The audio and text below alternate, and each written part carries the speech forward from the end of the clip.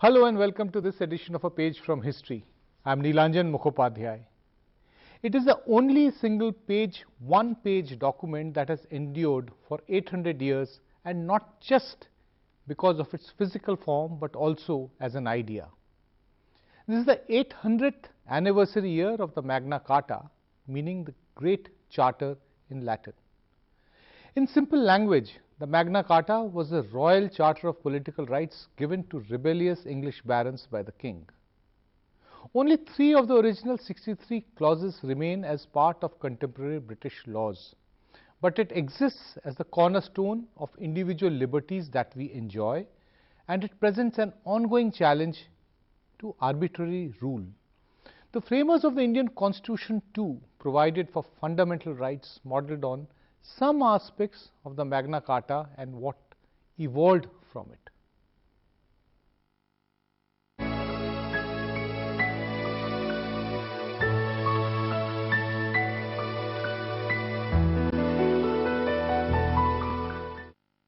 What is the Magna Carta? What does Magna Carta say?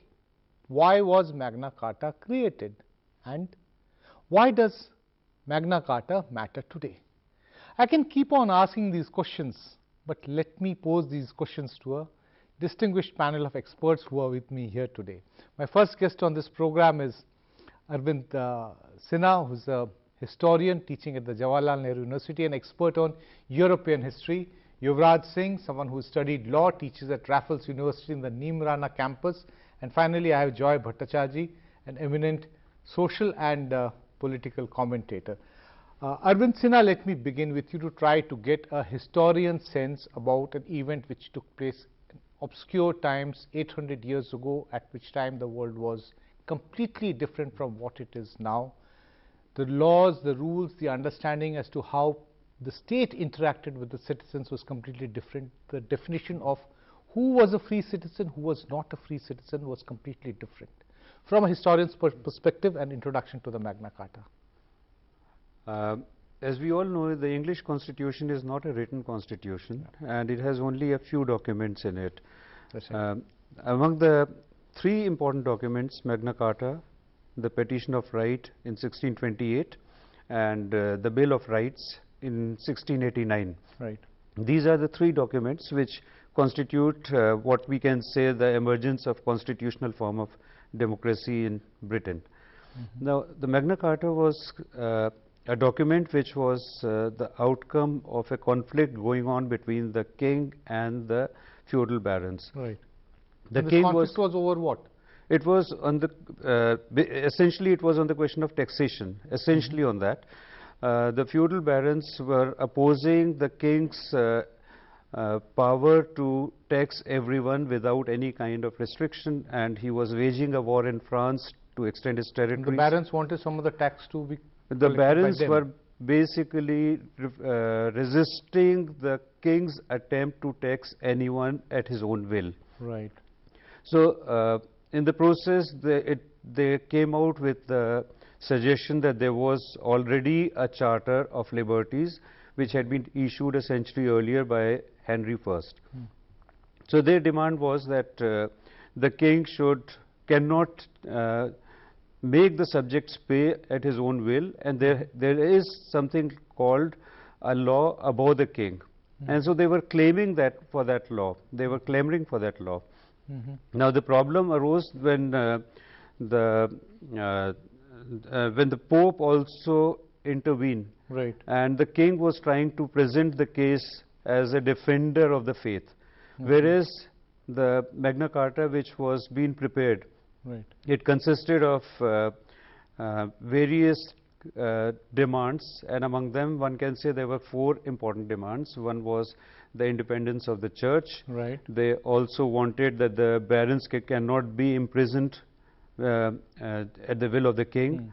They wanted that the judicial process should be followed, that the law of the land is supreme, and at that time, in fact, there was no demarcation as far as the king's powers were concerned. So it arose in the form of a conflict between the king and the barons over the case of legal jurisdiction. It was not a single document. In fact, from 1215 to 1216 and 17, various attempts things forms, and attempts we'll were talk made. about it, how it got amended a bit later So- in the so- program. Yuvraj Singh, let me get a sense from you, somebody who studied law. You know, you have also very recently written a fairly interesting article, an insightful article in one of the leading Indian papers, explaining about the Magna Carta and the significance of the 800th anniversary year being celebrated and marked in 2015. Now, from a person who studied law, who's looked at the evolution of law, how important is the Magna Carta in terms of what Arvind Sinha was saying, the origins of the British Constitution, and from the British Constitution, other democratic constitutions in other countries? The English carried whatever they had to the colonies, that the areas that they colonized. America was one of them. Right. And it is said in England probably India was Magna also Carta one of was, them. yes, India was obviously Yes. one of them. Yeah. In England they probably somewhere forgot what Magna Carta essentially was. But in America, the Americans were reminded again and again of these principles of Magna Carta. India is another example. They say the English brought to India equality before the law, which was one of the principles, and also all our fundamental rights are somewhere influenced by the Magna Carta. The Magna Carta influenced the Americans, the amendments to the American Constitution in 1791, and these amendments influenced the Indian system. And when we brought in all these fundamental rights, somewhere we were influenced by the Magna Carta. Especially if you look at Article 21, which speaks about procedure established by law. What do you mean by the word procedure established? But before we get into how the Magna Carta influenced Indian constitution and Indian lawmaking and the entire process of Indian jurisprudence, if you actually want to say, put it that way, but let's try to understand from you that in terms of the international system of governing, you know, the principles of governance, to what extent did the Magna Carta contribute to it? Would you rule say of that law. this is the first real big treatise which really spelt out the basic framework of the system of governance? Rule of law can actually be seen traced to the Magna Carta. Right. That there is rule of law and not rule of an individual. Right. So actually speaking, in actual practice, we don't know what happened, or we are aware of what the British principle, did. yes, But law in was principle, over the person who was supposed to implement the law. Implement. That was, I think, possibly the most important point of Magna Carta, which was then later on adhered to in England and in other countries which got influenced by the English jurisprudence. Joy Bhattacharya, you have a contrarian viewpoint. I was reading a very provocative article of yours where you said basically that talking about the Magna Carta, you said was basically a holding movement, I am quoting you, was basically a holding movement in military parlance. The hugely unpopular John, which is the King John, was buying time from his core group of supporters. Now when you try to say that you're basically, you know, to start off with, you're basically saying that probably too much is made out of the Magna Carta and several other related things. But before getting into really contentious points, you know, let me get a basic contrarian perspective from you from what the two other gentlemen have said. Well, I couldn't disagree more with my academic colleagues. It's a highly rose-tinted and sort of colonial version of history that they're putting. I completely disagree with them. In fact, I'm in very good company. Professor Tom Dryburgh of the University of Chicago, who wrote on the same day in the New York Times, and I've sent you the copy. In fact, he was, I almost think that we were thinking sort of across the Atlantic together, and he said it is all bunkum.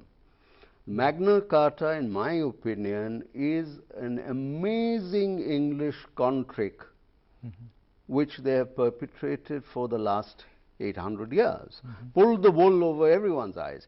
Americans who went across the Atlantic to the land of liberty, of course, exterminated the Red Indians and the American Indians in the process. That's a different That's matter. a slightly different issue we are not talking wait, about. wait, Let's not get confused. No. When we're talking about Let me that. finish. Yes, yes, The Americans also borrowed the chapter, the essence of the Magna Carta up to a point, then evolved their own concept of liberty, freedom, fundamental, Jefferson, Tom Paine, everything. This was an American contribution. But let's be very specific. No, let me come back to it. The Magna Carta was a palace coup. It was nothing to do with democracy. The citizens of England were not covered by the Magna Carta. It's only the barons and the church. So what are we talking about?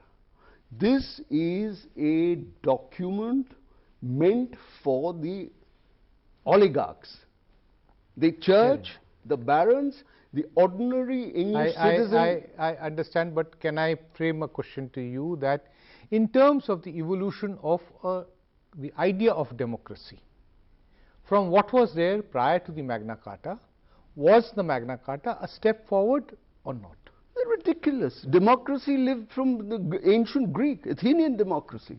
Chanakya, Indians had democracy well before the English. Let me get the historian on this particular point. Well, we are all historians. That there was democracy prior to the Magna Carta, that this belief that Magna Carta actually brought in the rule of law, introduced the concept of liberty, talked about equality, is actually rather overstretched. The fact of the matter is that the majority of the people were not even considered free citizens at that particular time. I quite agree with that. Yeah. In fact, but in terms of the way I phrased it, that was it a movement forward from what was existing prior to that? I think if one has to see Magna Carta, then one has to locate it in the periods in which it was being implemented or it was being quoted. Right.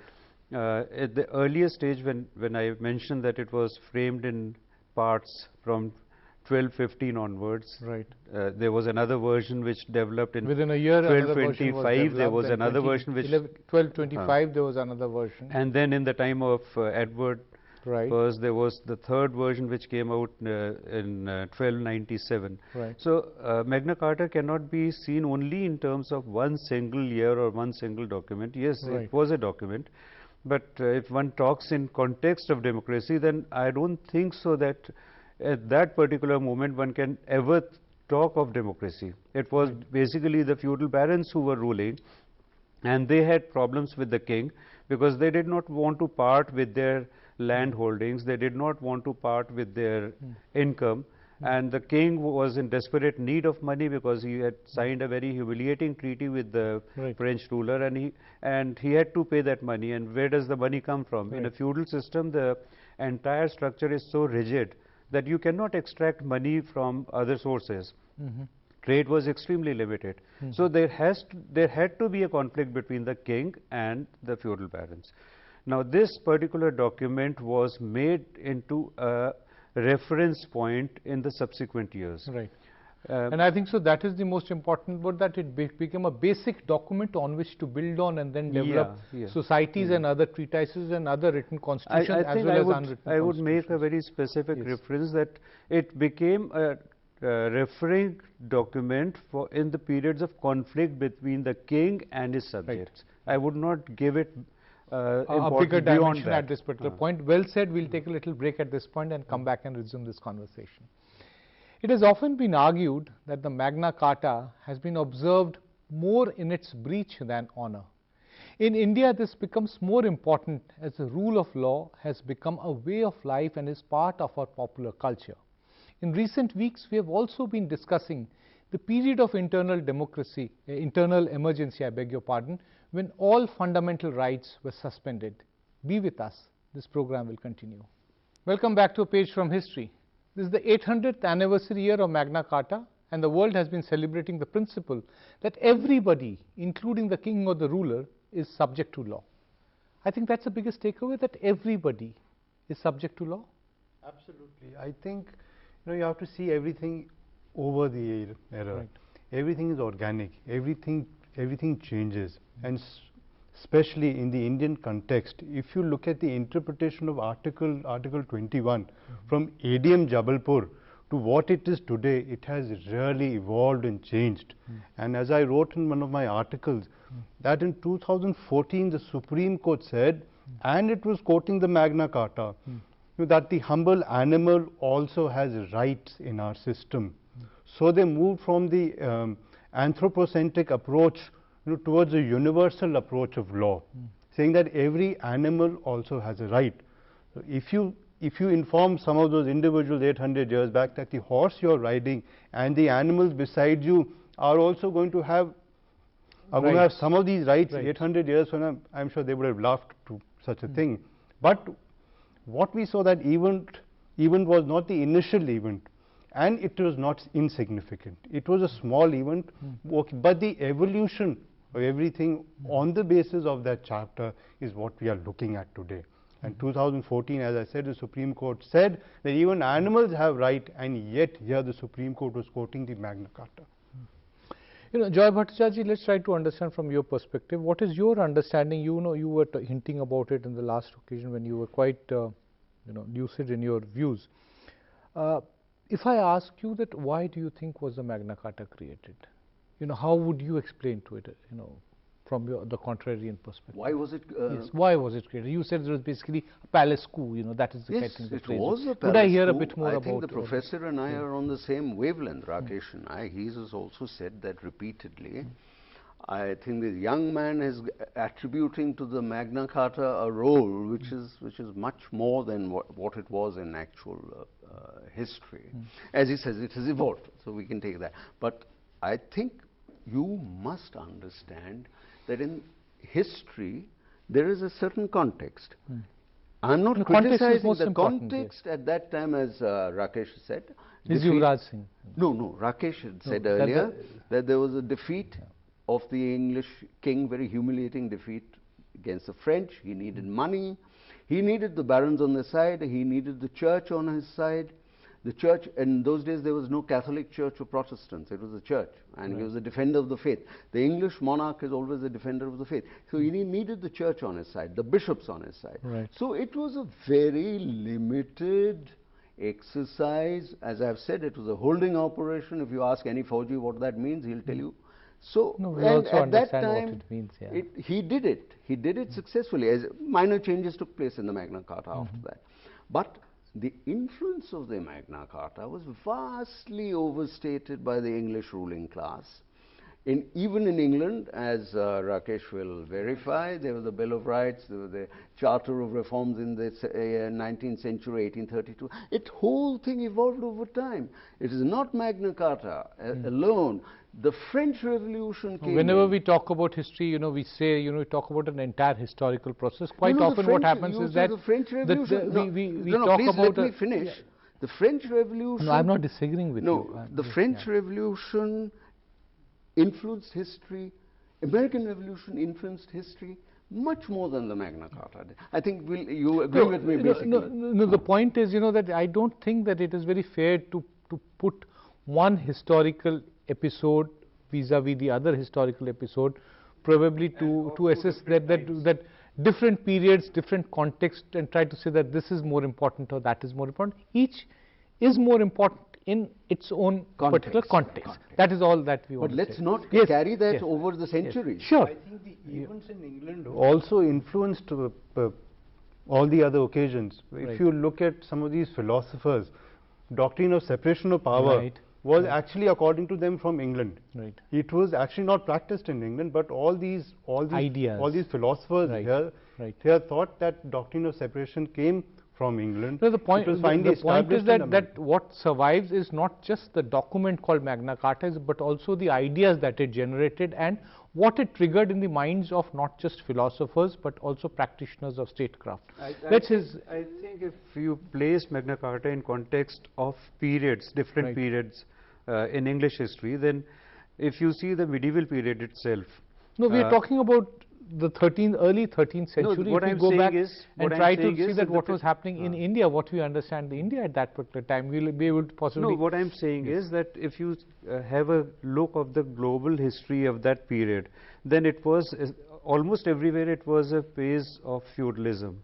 And in a feudal structure, there is no very valid, strong constitutional kind of document which is available. Right.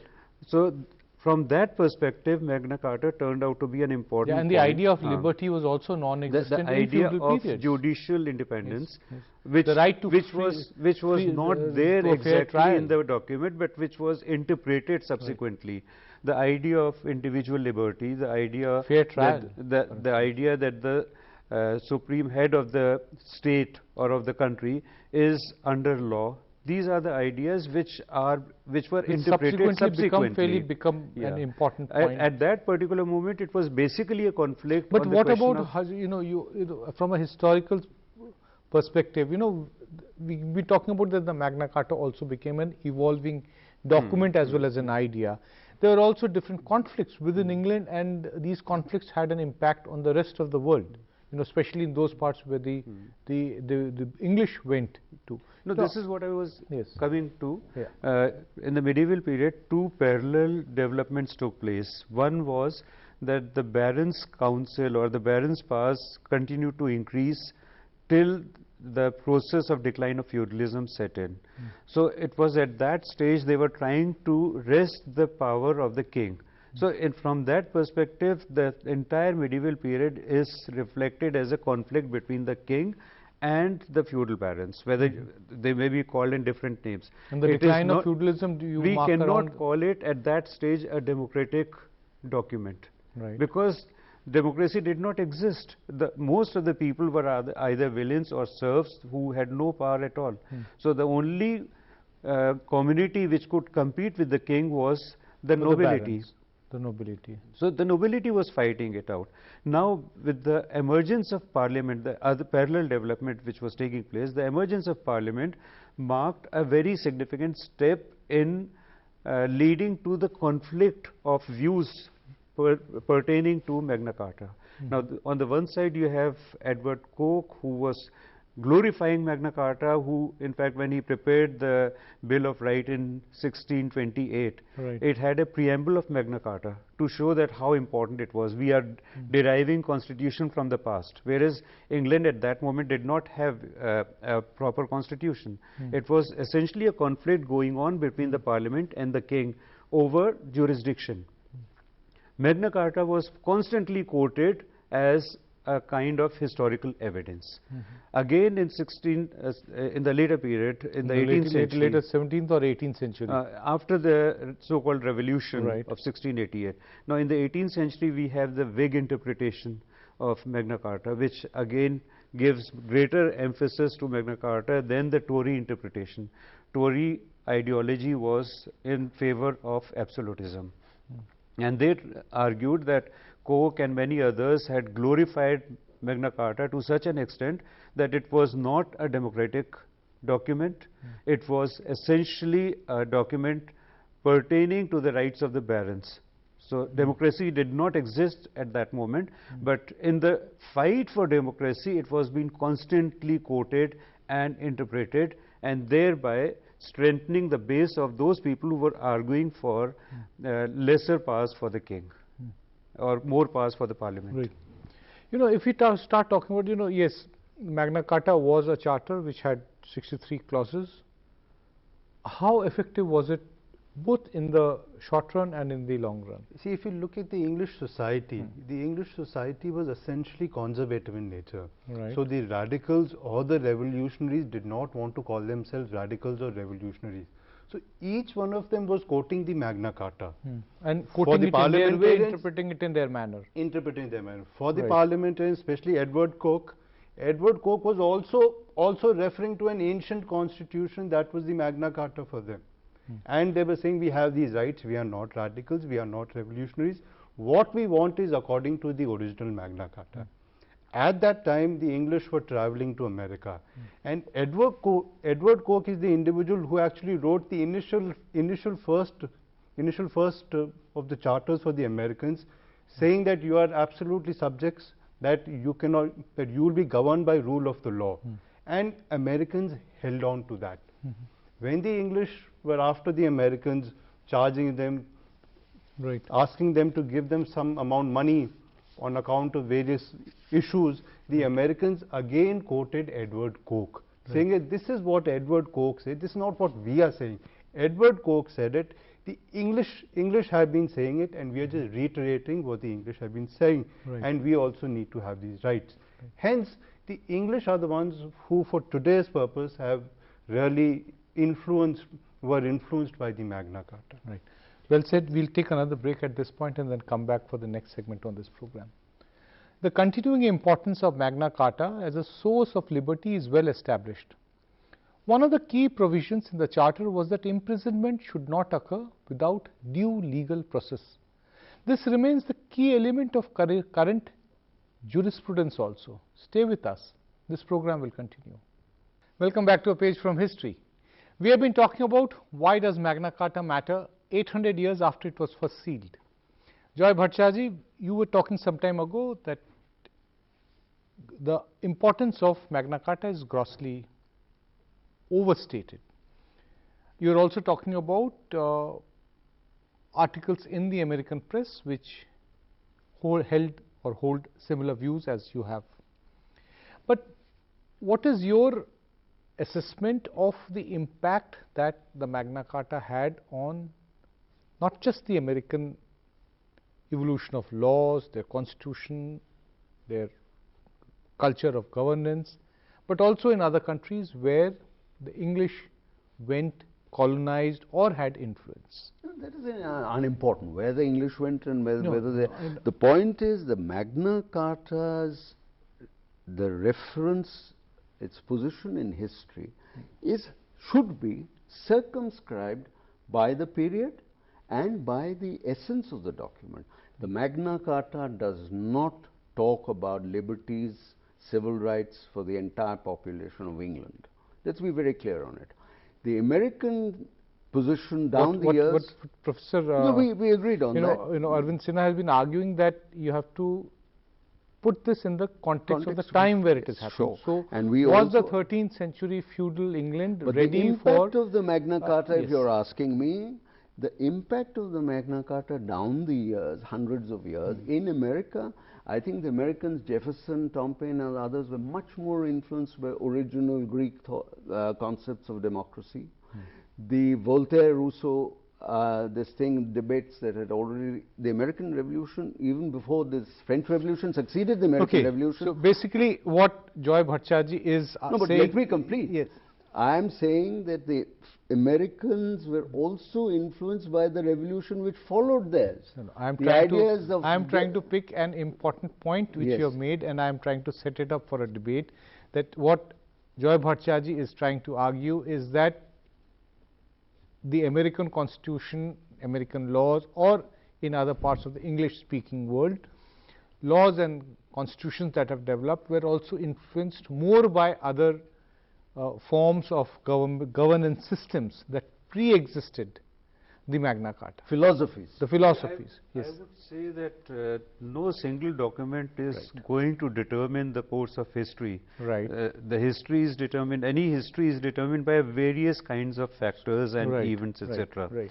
Now, since we are talking of Magna Carta, I wanted to just add something to what our colleague had said, that in the 17th century, many of the new settlers who had gone to the colonies, 13 colonies, they quoted Magna Carta because they were reflecting the conflict, ideological conflict which was going on in England, and most of them were English. So they were talking of Edward Coke's idea of the greatness of Magna Carta, because he considered it to be a great document, a great ancient constitution which had served the English democratic interests. And on the other side, his critics later on pointed out that he was creating a myth of Magna Carta. He was being always referred to as someone who talked of something which did not exist. So, there were two very sharp divisions which existed in the 17th and early 18th century on the question of the importance of Magna Carta. As far as the American influence is concerned, influence on America is concerned, I would say that yes, 1791 American Constitution, the Bill of Rights in America had certain traces of ideas which had been quoted by various lawyers, advocates, etc. Exactly. But to say that they were entirely Magna Carta would be absolutely a wrong notion to, or wrong idea to attribute to the American Constitution. It had various elements. But the idea of Magna Carta, the importance of Magna Carta was definitely being carried by people who claimed to be more Englishmen rather than Americans at that moment. And so that ideology definitely pervaded their minds in preparing charters of different colonies. Pennsylvania, Maryland, there were at least 3 or 4 other colonies who did mention something about certain elements of Magna Carta. Now, was it incidental? I would not agree with that. I would say that yes, they had ideas which they carried from England and which they wanted to insert, but I would not say that Magna Carta in the 17th century can purely be described as a democratic document. Right. It was being interpreted as a democratic document. The document basically probably can be said that probably laid the foundation for later interpretations, Exactly, which turned exactly. to be the foundation on which the entire principle of democracy got based on. The principle of supremacy of law, the idea of that no one can be imprisoned without. Let me ask you, Raj Singh, we keep on talking about that currently out of the 63 clauses which are there, only 3 clauses actually remain part of the British laws, talk about the matter of the church and then the rights of London and other similar cities to be able to maintain their own histories, their own cultures, and most importantly, this entire bit about the rule of law. Purely from a point of view of law, can you try to explain the significance of each of these 3 clauses which have survived the British laws? I think what is most important is the clause or chapter 39 Right. is most important. And that Chapter is related 39 to? is about everything about to do with procedure established by law. Right. That probably nobody can be imprisoned, exiled, or his property taken away except according to the procedure of law. That procedure from them originally meant that the ruler alone could not exact all this from an individual. It would be 8 to 10 individuals who will be sitting there and deciding the matter. So this principle was imbibed in the American Constitution, especially the amendments that provided for rights, especially the 14th Amendment. The 14th Amendment was also very similar to this clause 39 of Magna Carta. And Article 21 of the Indian Constitution also speaks about procedure established by law for any individual. Now the question always for the Indian Supreme Court was, what do you understand by the term procedure established by law? Is it akin to the American Constitution, 45th and 14th Amendments of the American Constitution, or procedure means any procedure that has been set by the legislature, which is the competent body? So until the year 1978, especially in ADM Jabalpur in 1976, during the emergency, the Supreme Court quoted, or it said that procedure means any procedure. The competent body can make any procedure, the courts will not inquire into it. If the court had actually interpreted the term procedure established by law in accordance with the American Constitution from where we were inspired, in that scenario the Supreme Court would have had to say that procedure has to be absolutely, it has to be in accordance with the rule of law, and it cannot be any procedure that is unfair. Procedure has to be in accordance with the rule of law. That position underwent some change in the year 1978, and after that it has evolved. And if you see the interpretation of Article 21 from 1978 to 2014 is all just based on procedure established by law, that not only the law but the procedure that provides for the law also has to be fair. So law has to be fair, law cannot be arbitrary, unfair, capricious, whimsical law. Okay, but the procedure that provides for that law also has to be fair and just and reasonable. And so many acts have been declared unconstitutional by the Supreme Court on the basis of this interpretation of the Article 21 of the Constitution. And I would again reiterate that all this while the Supreme Court again goes and refers to the Magna Carta. So although that step originally may be insignificant for India or for medieval India, but in today's context, I think you have said something very important, that Joy Bhattacharya, I would like you to respond to this basic question, that what Yuvraj Singh is saying, that Supreme Court again and again, various judgments, various verdicts that it passes, whenever it talks about the procedure of the rule of law, it's basically referring to the Magna Carta. What does this show to you? Does it show, as one viewpoint might say, that this is basically showing that suffering from a colonial mindset is one viewpoint, and the other could be that the basic inspiration of the manner in which the laws of this nation have been framed by our, the constitution makers, were inspired by the basic tenets of what evolved from the Magna Carta. I don't agree with that. All the judgments of the Supreme Court quote the Magna Carta. That's factually not correct. There are some quotations of the, as I said, Article 21. But I harp on this point, and this thing for my young friend also, and for the good professor. He agrees with me. I think we are both on the same wavelength. No, all of you agree with, no.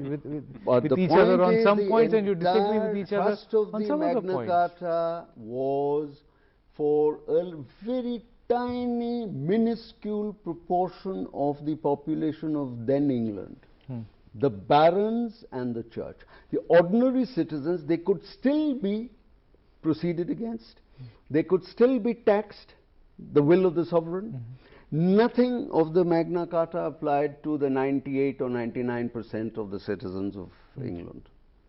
It was a very limited document, and it is no use saying that we have to look at it in the context of history. Obviously, it was at a particular historical juncture.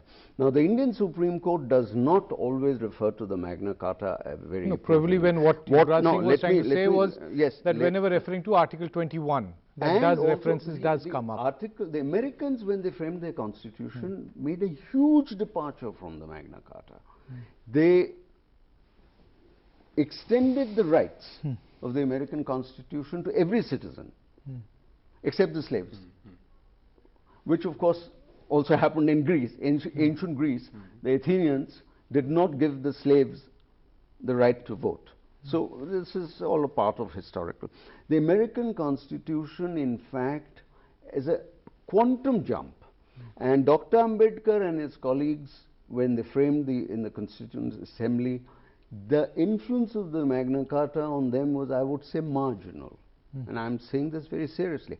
Dr. Ambedkar and the Constitution drafters, there were many other eminent people, were much more. But the bulk of the Indian Constitution evolved out of the 1935 Government of India Act. No, that is not correct. That is, if you reading by the American Bill of Rights. Absolutely. Fundamental rights were influenced by the American Bill of Rights, and Article 21 was influenced by the 5th and 14th Amendments in particular. Both 5th.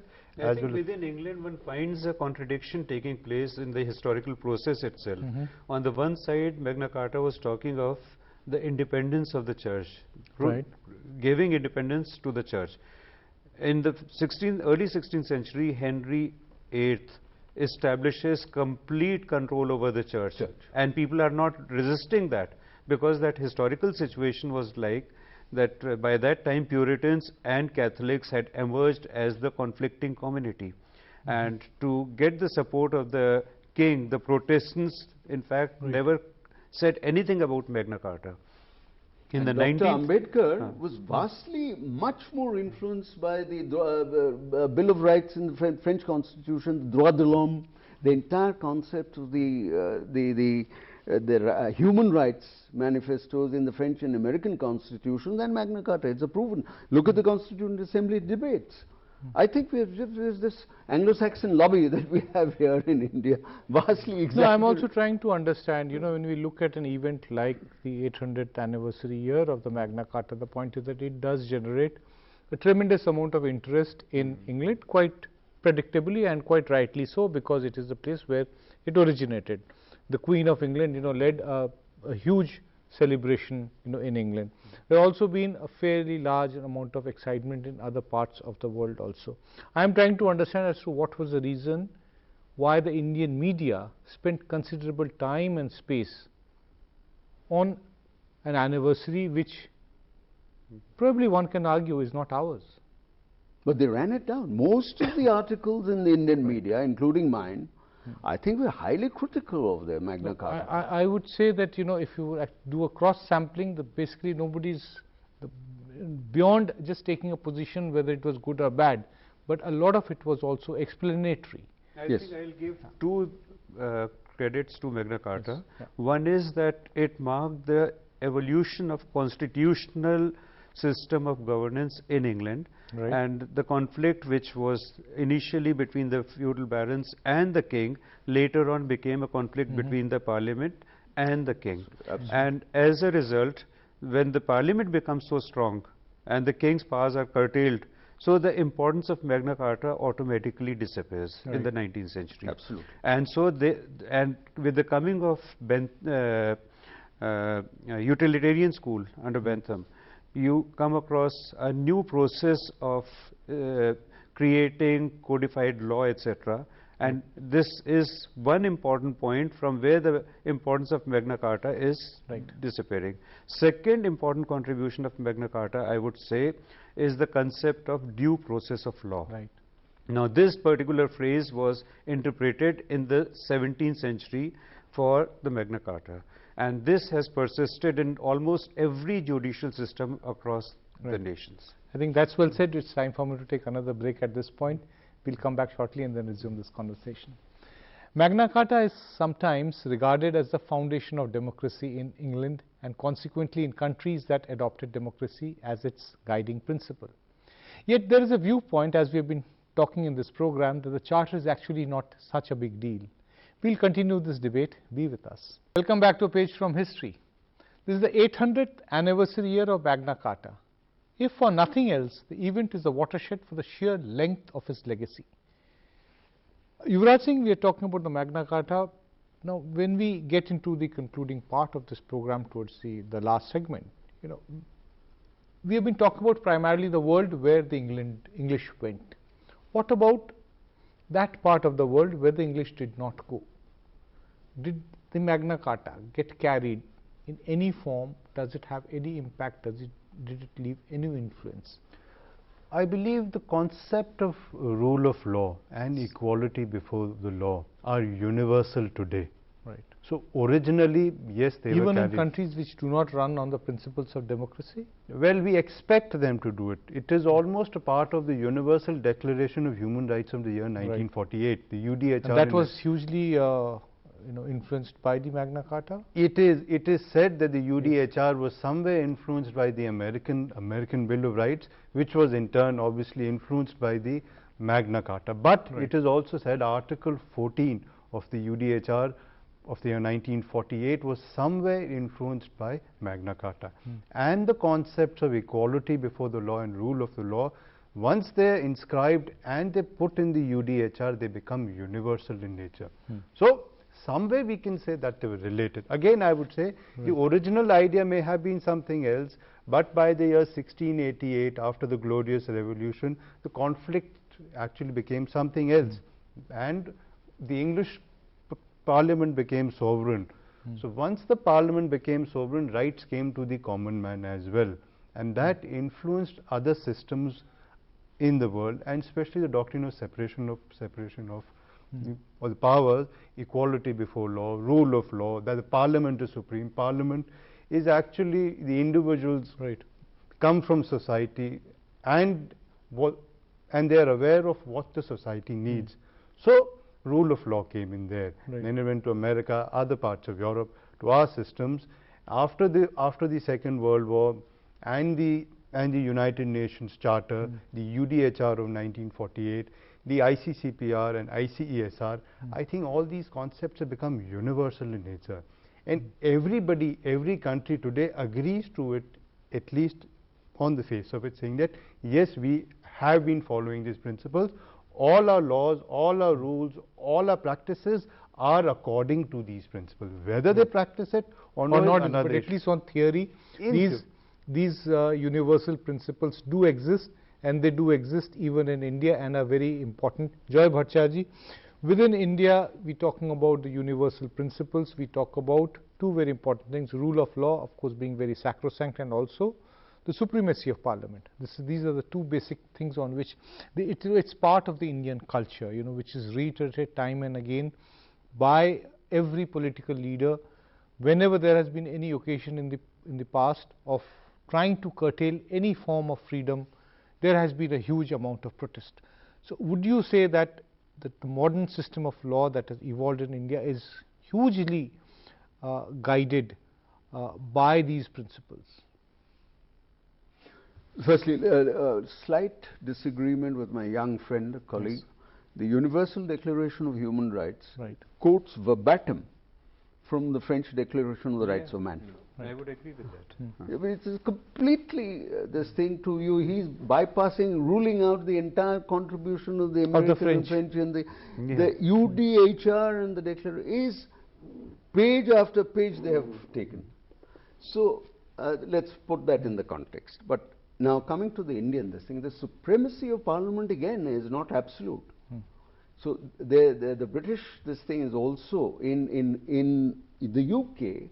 There is a supremacy of Parliament. In India, there is no supremacy of Parliament, particularly after the Supreme Court judgment on the basic framework of the Constitution. So there is definitely history has bequeathed to us a document which has been vastly overplayed by the English. And the one point I would like to place before all my esteemed colleagues is that the English themselves never extended the principles or the ethos of the Magna Carta to their colonies.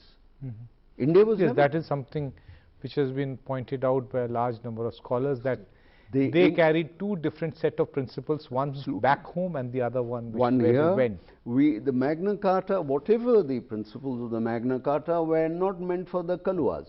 Right. And also the Bible, as this is, was meant for the natives only to make them Christian and then take away their land, as Jomo Kenyatta himself.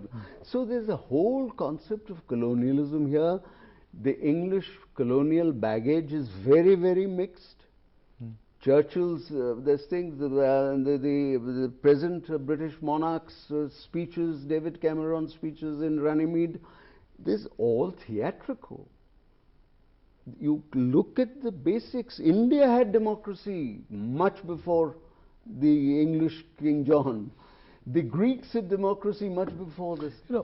Quite often, to be fair to the point which Joy Bhattacharjee is making, that yes, in India the point is that India's evolution as a modern nation state was tampered with by the process of colonialism. How do you think that this really had an effect? Being exposed, being a colony of England, to what extent did it really impact the possible evolution of Indian laws and Indian constitutional framework in the Indian context?